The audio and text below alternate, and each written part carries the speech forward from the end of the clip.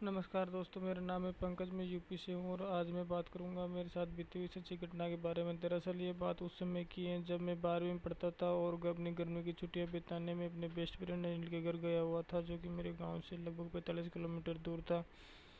घर पर ज़रूरी काम आ जाने के कारण मुझे वहाँ से वापस अपने घर के लिए निकलना था। मेरी शाम 9 बजे की ट्रेन थी। मैंने वहाँ पर आराम से डिनर किया और तैयार हुआ। सारा सामान पैक करते करते मुझे 8:30 बज गए। स्टेशन मेरे फ्रेंड के घर से 3 किलोमीटर दूर था और अनिल को ही मुझे छोड़ने जाना था। फिर अंकल आंटी से मिलकर वहाँ से निकल गए। कार ड्राइविंग अनिल कर रहा था और हम दोनों गप्पे लड़ाते लड़ाते आराम से चल रहे थे। अभी हम रास्ते में ही चल रहे थे कि हमने सड़क पर लिफ्ट मांगते हुए एक लड़की को देखा। शायद बहुत परेशान लग रही थी। टाइम भी ज़्यादा नहीं हुआ था, इसलिए मैंने सोचा कि बेचारी को लिफ्ट दे देते हैं, आगे तक छोड़ देंगे। तो मैंने अनिल से कहा, यार इसको लिफ्ट दे देते हैं, हम जहाँ तक जा रहे हैं इसको भी वहीं पर छोड़ देंगे। अनिल ने गाड़ी रोक दी। मैंने उससे पूछा, मैडम आप इतनी रात को यहाँ क्या कर रही हो? लड़की ने भी नम्रतापूर्वक जवाब दिया, यार मेरी गाड़ी ख़राब हो गई है और अब तक कोई मैकेनिक भी नहीं आया है और मुझे अर्जेंट कहीं जाना है। मेरी 9 बजे की ट्रेन है। समझ नहीं आ रहा मैं क्या करूँ।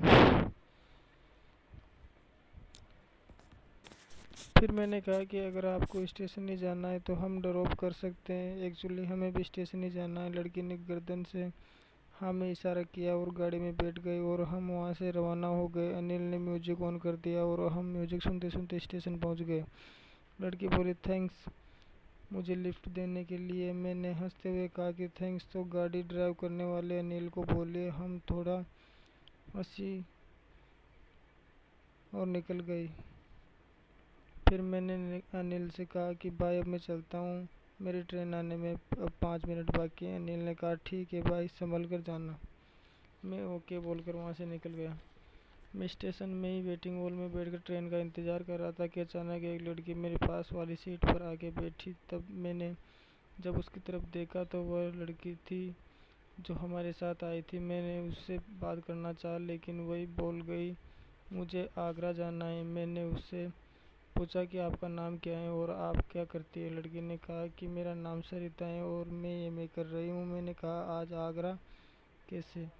उसने कहा, यार मेरी मौसी वहाँ की रहती हैं तो मैं मेरी मौसी के घर जा रही हूँ। मैंने कहा, अच्छी बात है जी।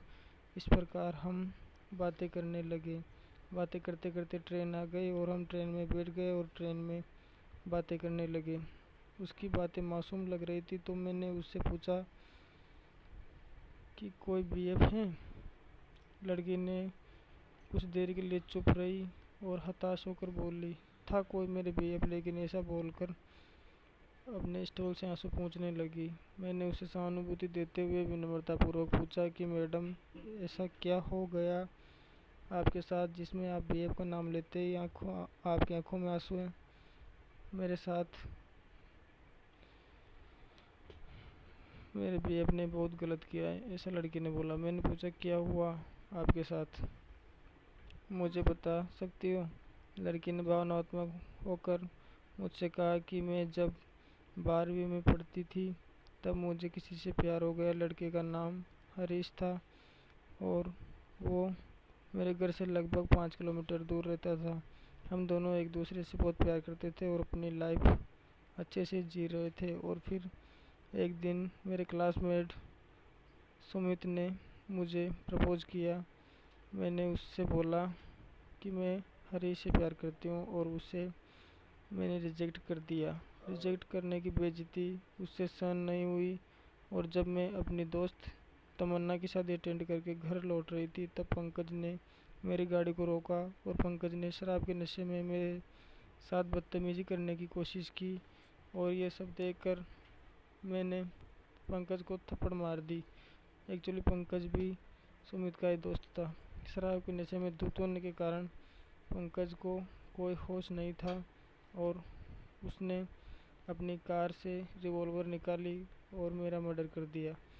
ऐसा बोलते बोलते उसकी आंखें लाल होने लगी और चेहरा भी धीरे धीरे भयानक लगने लगा, जैसे किसी ने कुचला हो। फिर क्या था, मैं डर के मारे कांपने लगा ऐसा लग रहा था जैसे मैं कोई बुरा सपना देख रहा हूँ। मैंने चीखना चाहा, लेकिन दोस्तों बहुत बार कोशिश करने के बावजूद भी मैं चीख नहीं निकल रही थी। मैंने मेरे चारों ओर देखा तो सभी लोग अपनी बातों में मग्न, कोई मेरी तरफ ध्यान ही नहीं दे रहा था। मैंने वहां से उठ के भागना चाहा, लेकिन मेरे हाथ पैर काम नहीं कर रहे थे। मैं पूरी तरह टूट चुका था। मुझे केवल उसकी वॉइस आ रही थी। वह मुझे बोल रही थी कि तुम अब कुछ नहीं कर सकते, तुम वही करोगे जो मैं चाहूँगी। मैंने उससे गुजारिश करना चाहा कि बहन जी, मैंने आपके साथ क्या गलत कर दिया जिस जो आप मुझे ये सज़ा दे रहे हो। लेकिन मैं कुछ बोल नहीं पा रहा था आप और मेरा पूरा शरीर कांप रहा था। दोस्तों इस दौरान मैंने अपनी आंखें बंद कर ली और भगवान को याद करने लगा। तब आंखें खोली तो मेरे पास कोई नहीं था और मेरे पास ही एक चिट्ठी पड़ी हुई मिली जिसमें लिखा था, किसी को बताना मत। मैं जल्दी से वहां से उठा और ट्रेन के नीचे उतरा। दोस्तों अब मेरा शरीर ठीक से काम कर रहा था। मुझे यकीन ही नहीं हो रहा था कि मेरे साथ ऐसा हुआ है। तो मैंने अपने दोस्त अनिल को कॉल किया और उससे कंफर्म करना चाहा कि यार, रास्ते में हमने किसी को लिफ्ट दी थी क्या। अनिल ने कहा हाँ यार, दी तो थी किसी लड़की को। ऐसा बोलने पर मैंने अनिल से कहा कि कल बात करते हैं। मेरा ऐसा बोलने पर अनिल ने कहा कि क्या हुआ भाई, कुछ बताएगा भी। मैंने कहा यार कुछ नहीं, मैंने कॉल कट कर दिया और घर आ गया। दोस्तों इस घटना को याद करते ही आज भी मेरी रूह कांप जाती है। ये घटना बिल्कुल सत्य है और मेरे साथ बीती हुई है।